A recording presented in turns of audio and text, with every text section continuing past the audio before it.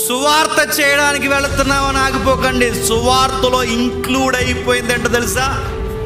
శిష్యులను తయారు చేయడానికి, మనుషులను తయారు చేయడానికి వెళుతున్నాం. మనుష్యుని మనుష్యుడిగా తీర్చిదిద్దే వాడిని ఒక బోధకుడిగా, ఉపదేశకుడిగా, ఒక వక్తగా, దేవుని తరపున ఒక పాత్రగా, ఒక విలువైన సంఘంలో ఘనమైన పాత్రగా వాడిని తయారు చేయాలనుకుంటున్నాం.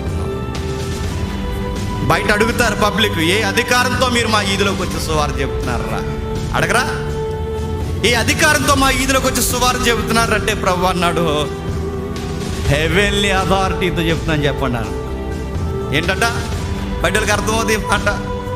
పరలోకపు అధికారంతో ఇదిగో మేము చెబుతున్నాం. ప్రభు అయిన యేసుక్రీస్తు వారు సెలవిచ్చిన మాట ఏంటి చెప్పండి?